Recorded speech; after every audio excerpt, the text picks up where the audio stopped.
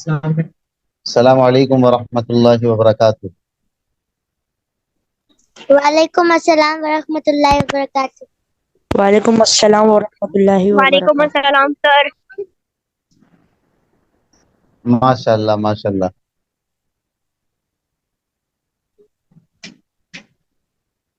آواز کلیئر آ رہی ہے؟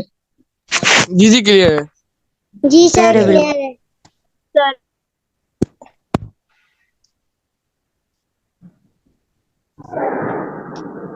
ماشاء اللہ.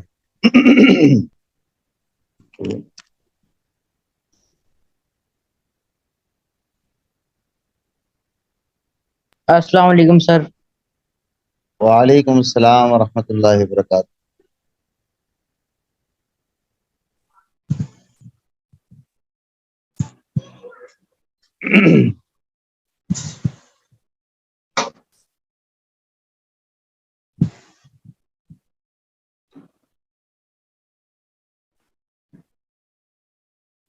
السلام علیکم. وعلیکم السلام. ماشاء اللہ بڑا اچھا سلام کیا آپ نے. تو کیا نام ہے؟ محمد یحییٰ. رافیہ. اچھا. السلام علیکم سر. وعلیکم السلام وعلیکم السلام. السلام علیکم ورحمۃ اللہ وبرکاتہ سر. وعلیکم السلام وعلیکم السلام.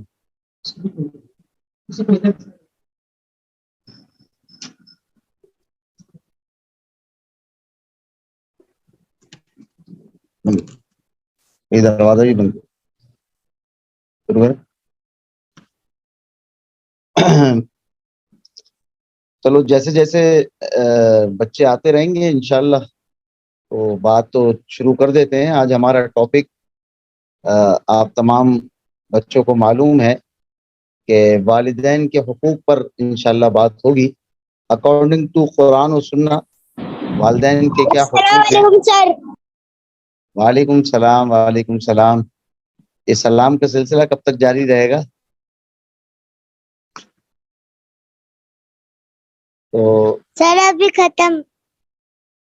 اچھا سلام کے سلسلہ ختم کرتے ہیں پھر اس کے بعد ٹاپک پہ آتے ہیں.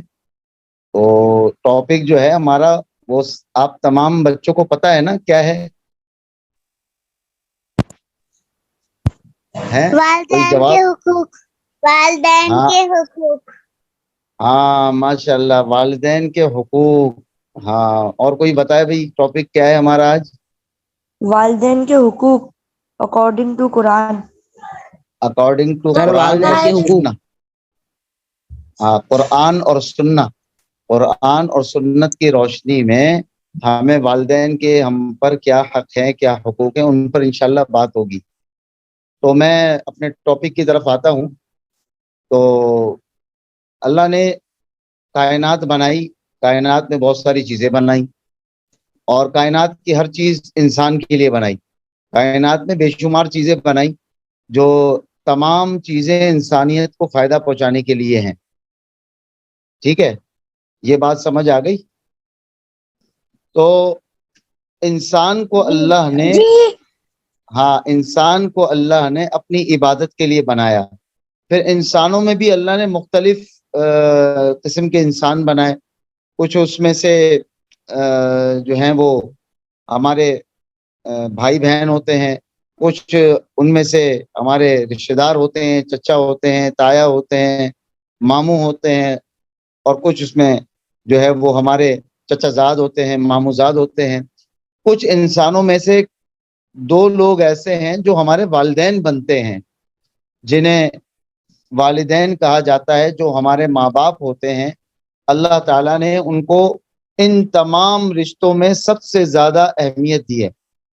یعنی کہ ان تمام رشتوں کو ایک طرف رکھ دیا جائے اور والدین کے رشتے کو ایک طرف رکھ دیا جائے تو اللہ اور اس کے رسول صلی اللہ علیہ وسلم نے والدین کا حق زیادہ بتلایا ہے. سورہ بنی اسرائیل ایک قرآن میں سورت ہے. السلام علیکم سر. وعلیکم السلام.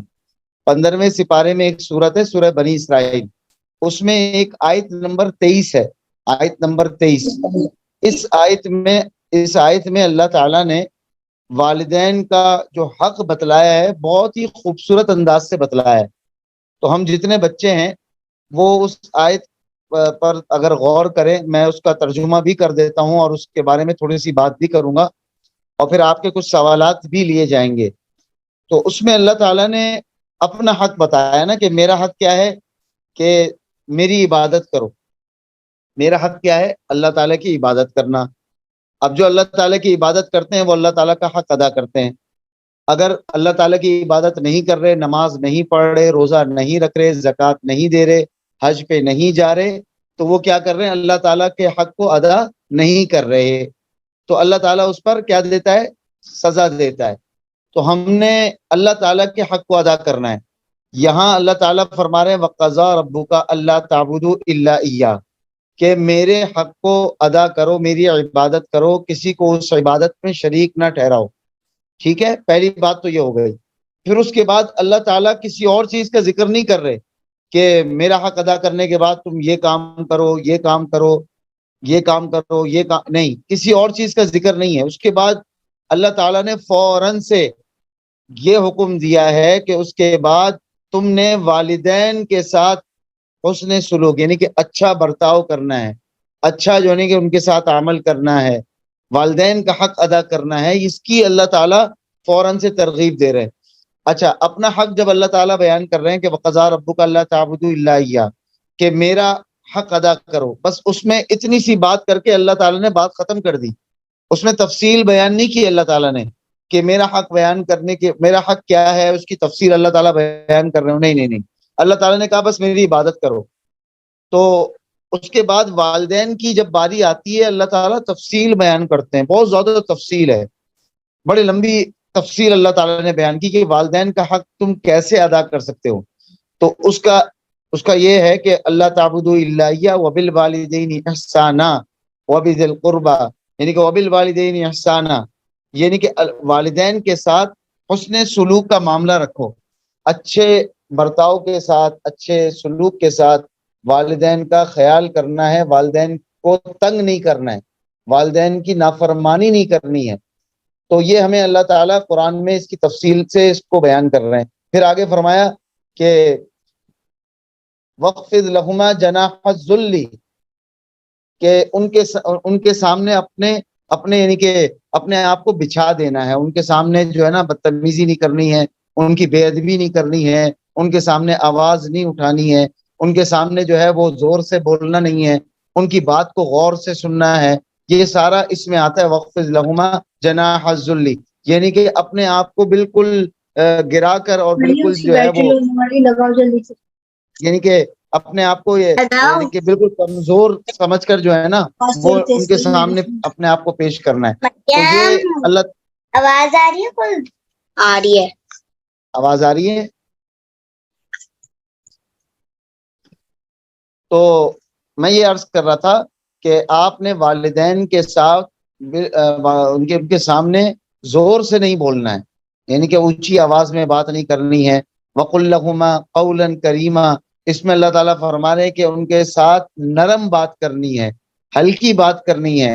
ایک صحابی ہیں علقمہ رضی اللہ تعالیٰ عنہ، وہ جب انتقال ہو گیا تو اللہ کے نبی صلی اللہ علیہ وسلم کو ان کی قبر کی حالت دکھائی گئی کہ ان کی قبر میں جو ہے وہ کوئی عذاب کی صورت تھی. تو ان کی والدہ کو بلایا گیا، تو ان کی والدہ کو جب بلایا گیا اور سارے کام بھی دین کے کر رہا تھا، تو والدہ سے پوچھا بھائی ایسا کیا کام کر رہا تھا جس کی وجہ سے اس کو جو ہے نا کوئی معاملہ اس کے ساتھ سخت ہو رہا ہے. تو والدہ نے کہا نہیں، میرا بڑا فرما بردار تھا، میری بڑی اچھی بات مانتا تھا، میرے سارے کام کرتا تھا، لیکن بس جب بات کرتا تھا تو بہت اونچے آواز میں اور سخت لہجے میں بات کرتا تھا. تو اللہ کے نبی صلی اللہ علیہ وسلم نے فرمایا کہ بھائی آپ اس کو معاف کر دیں، وگرنہ ایسا ہوگا کہ اس کو عذاب ہوگا، پھر اس کو تکلیف ہوگی. تو اونچی آواز میں بات کرنے کی وجہ سے ان کو عذاب ہوا. تو ہم دیکھیں کتنا والدین کے ساتھ اونچی آواز میں بات کرتے ہیں. والدین ذرا سا ہمیں کچھ سمجھاتے ہیں، کہیں جانے سے منع کرتے ہیں، رات کو دیر سے آنے سے منع کرتے ہیں، یا ہمیں برے لوگوں میں یا برے لڑکوں میں جانے سے منع کرتے ہیں، تو ہم ان کو کیا کرتے ہیں, ان کے ساتھ اونچی آواز میں بات کرتے ہیں, ہم ان کو جھڑک دیتے ہیں. تو اللہ قرآن میں فرما رہا ہے کہ ان کو ولا تنہرہما, یعنی کہ ان کو جھڑکنا نہیں ہے, ولا تقل لہما اف, ان کو ہوں بھی نہیں کرنا ہے. جیسے ایک ماں اپنے بچے کو سمجھا رہی ہو, بچہ وہاں نہیں جانا چاہیے, وہ تمہارے لیے جگہ ٹھیک نہیں ہے, ان لڑکوں کے ساتھ مت کھیلو, اس پارک میں جا کر نہ کھیلو, وہ لڑکے خراب ہیں. تو آپ آگے سے اگر اونچی آواز میں یا سخت لہجے میں بات کریں گے تو اس کی وجہ سے اللہ تعالیٰ پکڑ کریں گے, اس کی وجہ سے اللہ تعالیٰ جو ہے وہ عذاب دیا جاتا ہے. کی آواز نہیں آ رہی. آواز نہیں آ رہی؟ نوشر آپ کی کلیئر آواز ہے. اب آ رہی ہے آواز؟ آپ کی بالکل کلیئر ہے.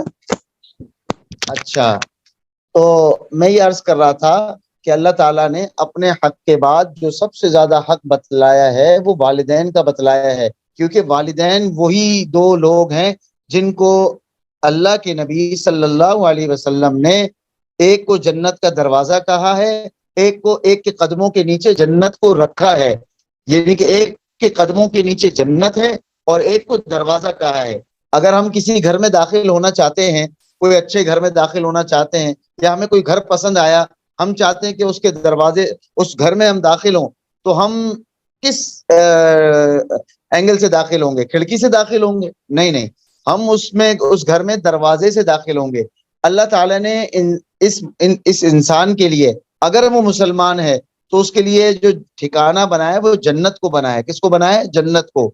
تو جنت میں جانے کے لیے اللہ تعالیٰ نے آسان راستہ بتا دیا.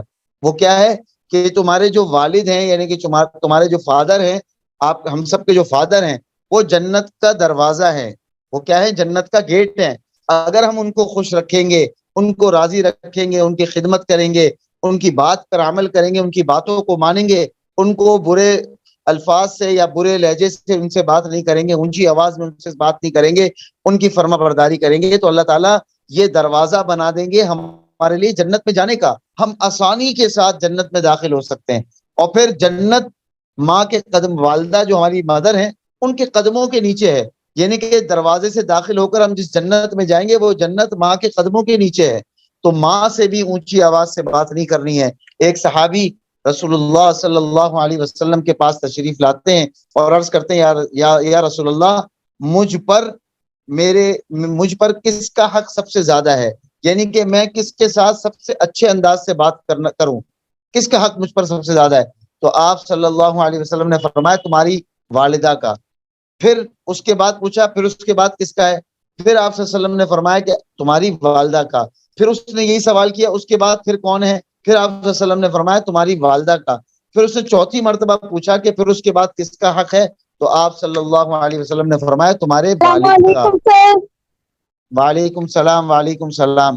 تو والدین کا جو ٹاپک ہے, اللہ تعالیٰ نے اس کو قرآن میں جہاں بھی ذکر کیا ہے, پہلا اپنا حق ذکر کیا, اس کے بعد فوراً سے اللہ تعالیٰ نے والدین کا حق ذکر کیا کہ اللہ کے بعد, اللہ کے رسول صلی اللہ علیہ وسلم کے بعد اگر کوئی ادب کے قابل ہے, ادب کے لائق ہے, جس کا ہم ادب کریں, جس کی وجہ سے ہمیں جنت ملے گی, وہ والدین ہیں.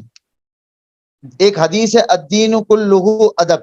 دین اسلام جس کو ہم فالو کرتے ہیں, ہم مسلمان ہیں, ہمارا مذہب دین ہے, ہمارا مذہب اسلام ہے, وہ سارے کا سارا ادب کا نام ہے. کس کا نام ہے بھائی؟ سارے بچے بولو, کس کا نام ہے؟ ادب کا نام. ہاں, اگر ہم کا نام ہے. جی ماشاءاللہ, ادب کریں. اب میں اس کو تھوڑا سا اس کو تفصیل کرتا ہوں. ادب کیسے؟ اللہ کا, ہاں بالکل بالکل ماشاءاللہ.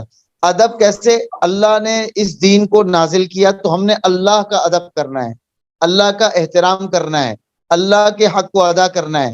اللہ کا ادب کیا ہے کہ ہم نے اس کی عبادت کرنی ہے. کیا کرنے؟ اس کی عبادت کرنی ہے, نماز پڑھنی ہے, ہم نے جو ہے وہ نفلیں ادا کرنی ہے. ابھی رمضان آ رہا ہے, نمازوں کا مہینہ آ رہا ہے, نیکیوں کے کمانے کا مہینہ آ رہا ہے, تو ہم نے اس میں پہلے سے تیاری کرنی ہے کہ ہم اللہ کا ادب کیسے کر سکتے ہیں, اللہ کا احترام کیسے کر سکتے ہیں.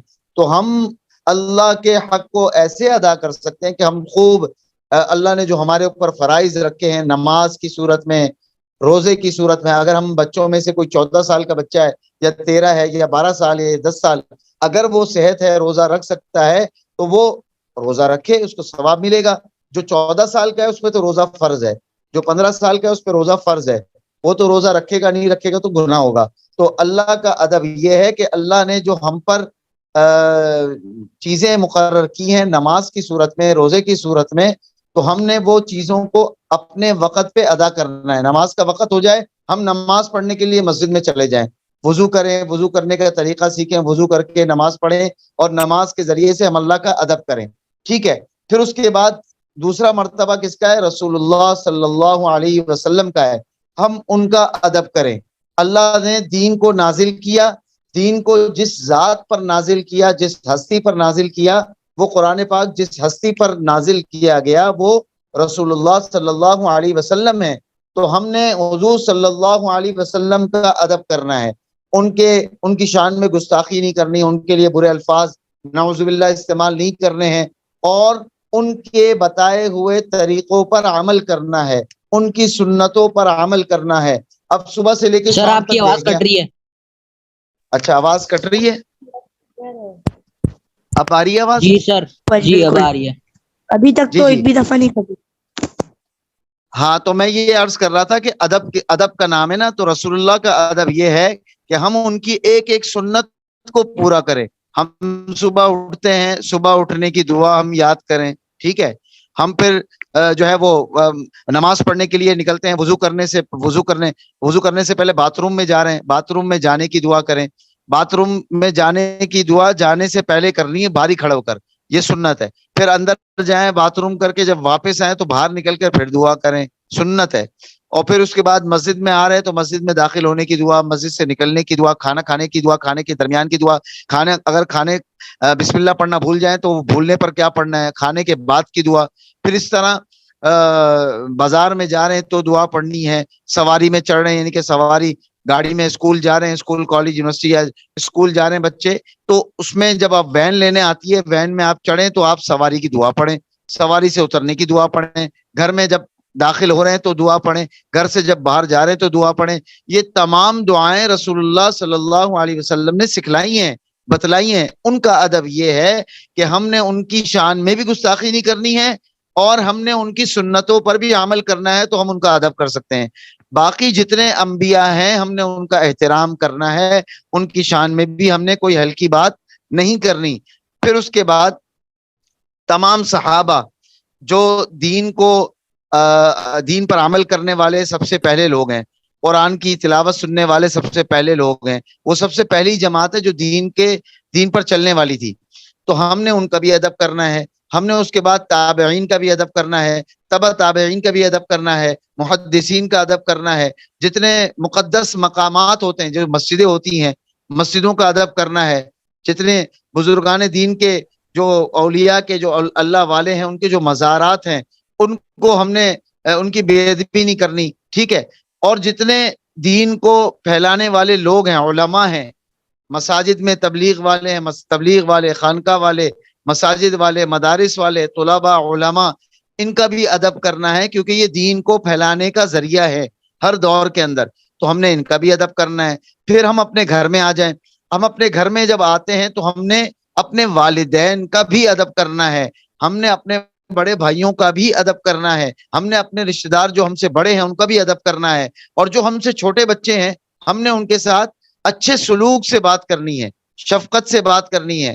ہاں، ان کے ساتھ جو ہے نا بدتمیزی نہیں کرنی، لڑائی جھگڑا نہیں کرنا، بڑوں کا ادب کرنا ہے، چھوٹوں پر شفقت کرنا ہے. آپ صلی اللہ علیہ وسلم نے فرمایا کہ وہ شخص سن لے، وہ ہم میں سے نہیں ہے جو بڑوں کا ادب نہیں کرتا اور چھوٹوں پر شفقت نہیں کرتا. تو ہم نے اپنے بڑوں کا ادب بھی کرنا ہے. تو بڑوں میں ہمارے سب سے بڑے ہمارے اساتذہ ہیں جو ہمیں پڑھاتے ہیں، چاہے وہ اسکول کے ہوں چاہے وہ مدرسے کے ہوں. اور پھر ان سے پہلے ہمارے والدین ہیں جو ہمیں، چھوٹے سے ہم ہوتے ہیں، ہمارے پاس کپڑے بھی نہیں ہوتے، ہمیں وہ کپڑے پہناتے ہیں، ہمارے پاس کھانے کو نہیں ہوتا، وہ ہمیں کھلاتے ہیں، پلاتے ہیں، پھر ہمیں وہ بڑا کرتے ہیں. آج ہم 8 سال کے، 10 سال کے، 12 سال کے، 14 سال کے ہو گئے. یہ تمام ان والدین کی محنت ہے جنہوں نے ہمیں کھلایا پلایا، ہمارے لیے کپڑے لیے، ہمیں اسکول میں داخل کرایا، ہمیں علم دی، ہمیں تعلیم دلا رہے ہیں، ہم یہاں تک آج پہنچے ہیں.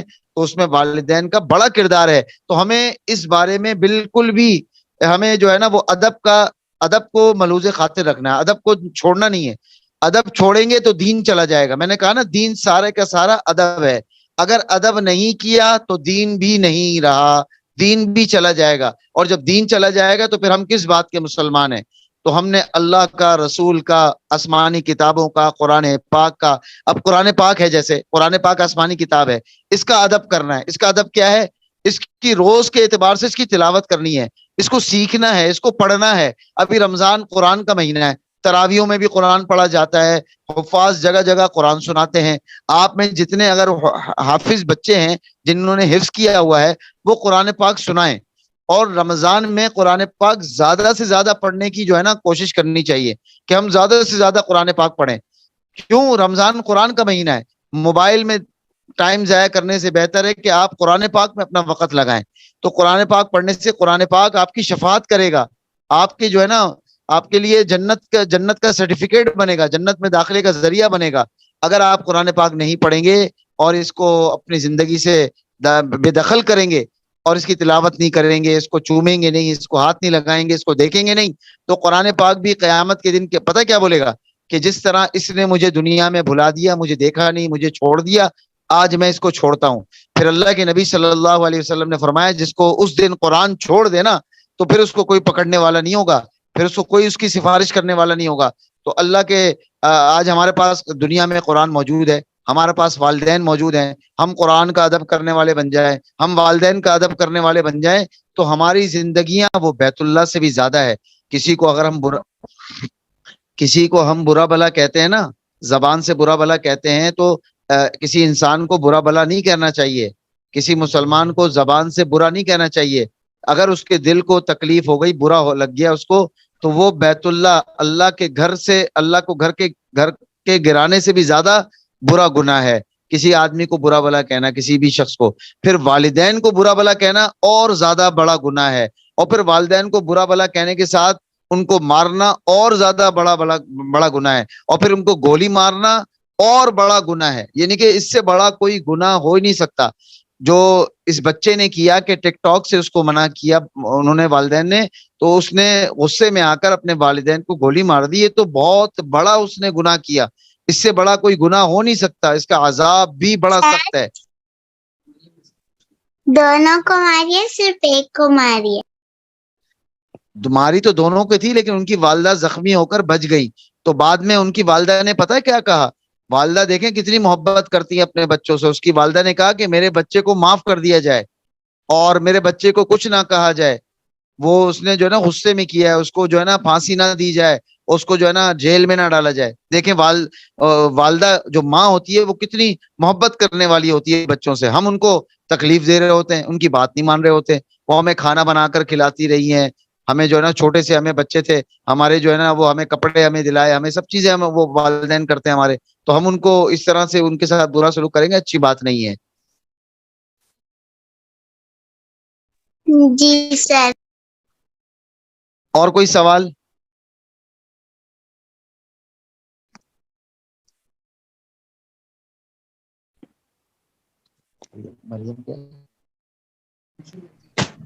سر مما بابا کو بھی پیار کی نظر سے دیکھنا ہے. ہاں، بابا اور ماما دونوں کے لیے فرمایا کہ دونوں کو پیار کی نظر سے دیکھنا ہے، کیونکہ ایک جنت کا دروازہ ہے اور ایک ہماری جنت ہے. بابا جو ہیں وہ جنت کا دروازہ ہیں، ان کی رضامندی اللہ کی رضامندی ہے اور ان کی ناراضگی اللہ کی ناراضگی ہے. اللہ نے اپنی رضامندی کو بابا کی رضامندی سے جوڑا ہے اور اپنی ناراضگی کو بابا کی ناراضگی سے جوڑا ہے، کہ جو بابا کو راضی رکھے گا وہ اللہ کو راضی رکھ رہا ہے، جو بابا کو ناراض رکھے گا وہ اللہ کو ناراض رکھ رہا ہے. تو بابا جو ہیں وہ جنت کا دروازہ ہیں، ان کے ذریعے سے ہم جنت میں داخل ہوں گے. اور ماما کو اللہ نے ان کے پیر کے نیچے ہی جنت رکھی ہے. تو جنت جن کے پیروں کے نیچے ہے وہاں تک جانے کے لیے دروازہ تو چاہیے ہے نا بیٹا. دروازے سے داخل ہوں گے تو جنت میں جائیں گے. تو ماما کو بھی پیار کی نظر سے دیکھنا ہے اور بابا کو بھی پیار کی نظر سے دیکھنا ہے.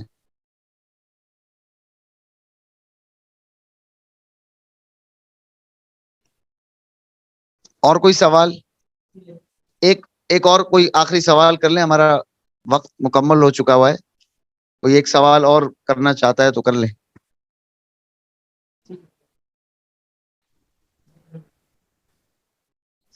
اللہ تعالی ہم سب کو جو ہے نا جو بھی کہا گیا اس پر عمل کی توفیق عطا فرمائے اور رمضان کی بھرپور تیاری کی توفیق عطا فرمائے. آمین. ربنا آمین. سر؟ ربنا تقبل من. جی بولیے. ہمیں اپنے پیرنٹس کے لیے کون سی دعا کرنی چاہیے؟ ہاں یہ اتنا اچھا سوال کیا. آپ کا نام کیا ہے؟ میرا نام مریم ہے. ہاں یہ مریم آپ نے بہت بہت اچھا سوال کیا ہے. اسی جگہ قرآن میں جو ہے نا ایک دعا سکھلائی ہے, رب ارحمہما کما ربیانی صغیرا. یہ سب بچے یاد کر لیں, رب ارحمہما کما ربیانی صغیرا. یہ دعا ہر نماز کے بعد, ہر فرض نماز کے بعد ضرور مانگا کریں. رب ارحمہما, سارے پڑھو, رب ارحمہما رب ارحمہما کما ربیانی